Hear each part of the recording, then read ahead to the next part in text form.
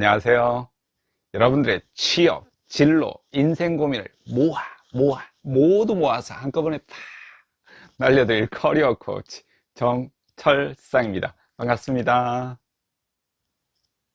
안녕하세요. 지난 회차에 비전에 대해서 말씀을 드리고 중거에 했었는데요. 오늘은 나머지 남아있는 5가지 이야기들 중에서 시간 관리로 한번 먼저 시작해 보려고 합니다. 우리가 진로 로드맵 어떻게 그려야 할 것인가에 대한 이야기 나누고 있다는 거 잊지 않으셨죠? 어떻게 하면 대학 생활을 알차게 보낼 수 있을까요? 라고 여러분 고민하는 학생들이 많을 것 같은데요. 가장 중요한 게 여러 가지가 있겠지만 시간 관리에 대한 이야기를 한번 해보려고 합니다.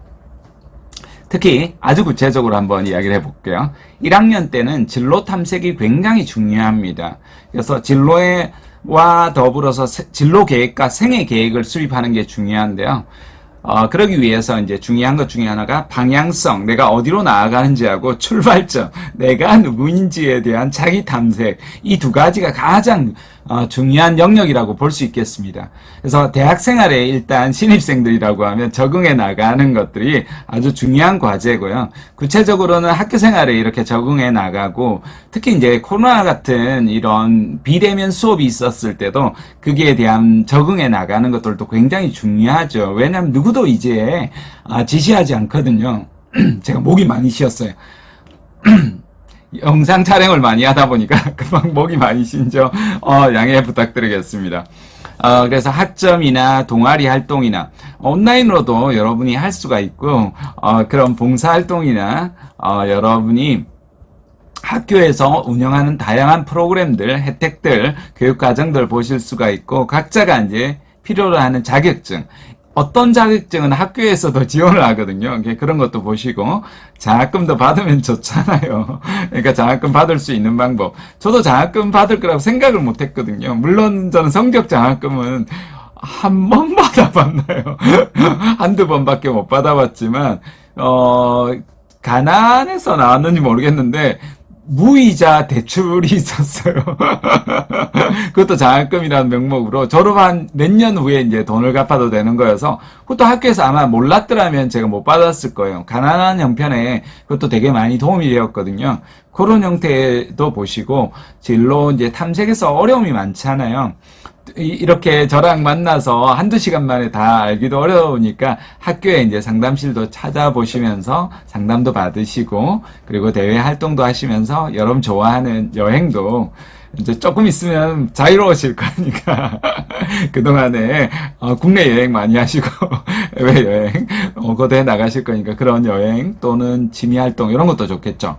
그래서 자기를 탐색하고 긍정적인 수립을 해 나갑니다. 그래서 다양한 성격, 유형검사, 직업흥미검사, 그리고 책도 이 기회에 좀 많이 읽으시고, 자아 존중감도 높여나가시면서 자신감을 회복하는 게 1학년 때 중요합니다. 그래서 삶의 의미와 비전을 수립해 나가는 것. 우리가 앞에서 이야기 나누었던 과정들에서 아주 중요한 과정 중에 하나가 전부 1학년 때 이렇게 진로 생애 계획을 수립하는 거다. 이렇게 보면 되겠습니다.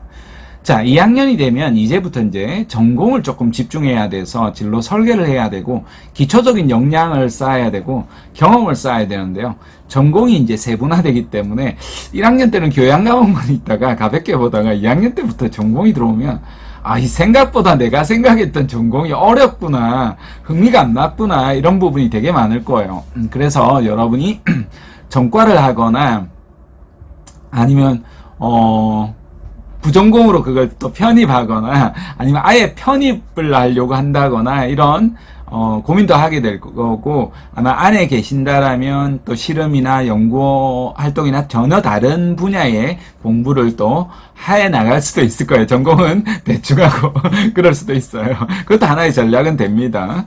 그 다음에 진로 탐색을 하고 이제 목표 직업을 조금 탐색하는 게 좋아요. 그래서 평소에 취업 사이트라든지 직업 정보 색 사이트라든지 직업 흥미 검사를 보면서 아주 구체적으로 이제 여러분이 정보를 모으는 과정을 거쳐야 되고요.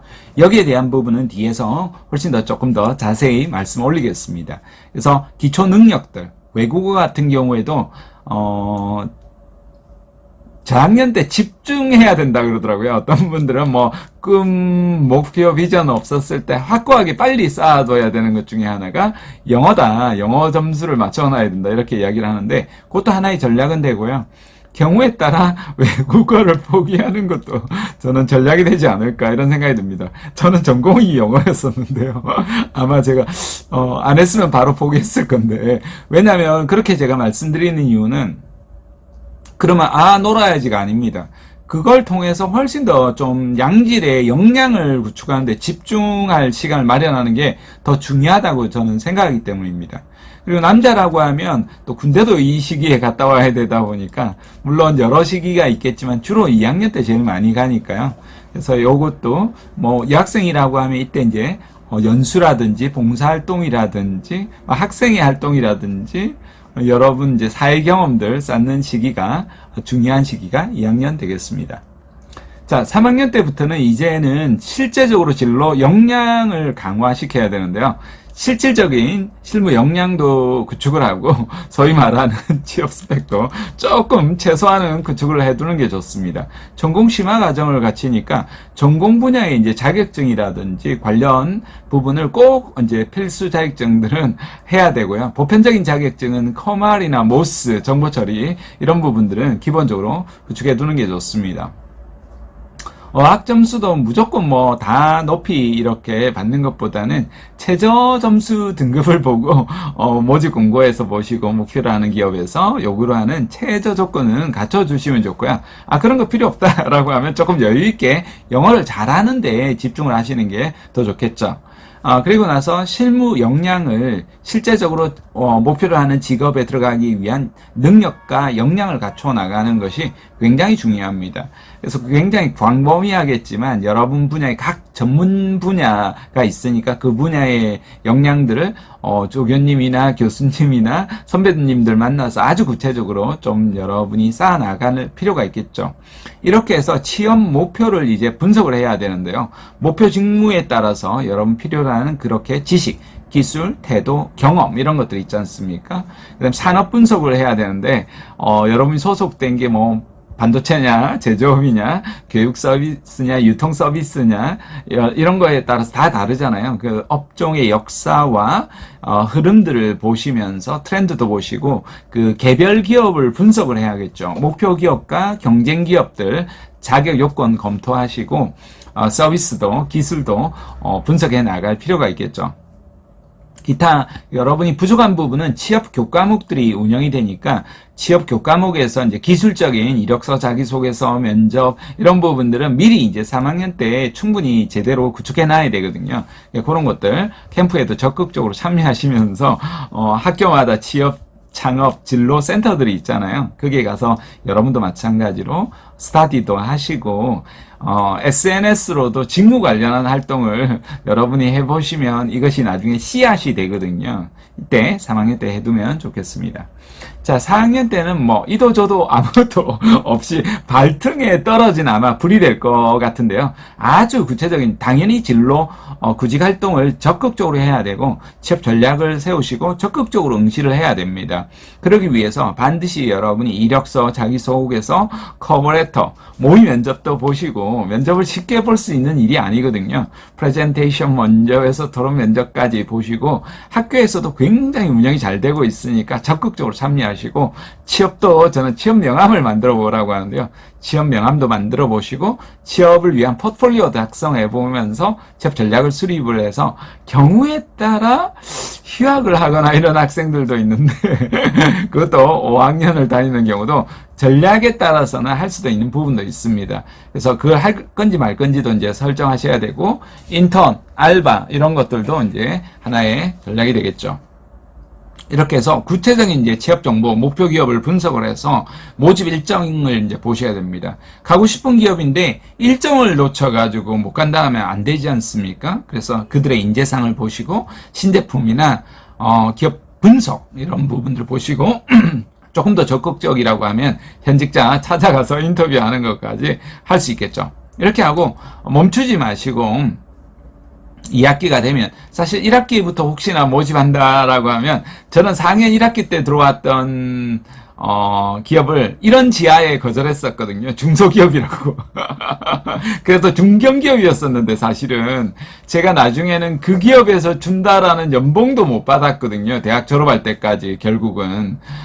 그렇게 해서 진짜 지금 생각해보면 그때 연봉의 반토막인 회사로, 들어갔었던 것 같습니다. 만약 처음에 4학년 1학기 때 들어왔던 곳에 취업했다라면, 아이고, 금액이 얼마입니까? 몇천만 원 더 벌어들였을 건데, 그랬던 것 같습니다. 그러니까 적극적으로 4학년 1학기 때부터 여러분이 지원하시고, 그런데도 다양하게 직접적인 부분들, 필요로 하는 것들 갖춰나갈 필요가 있겠다, 이런 생각이 듭니다.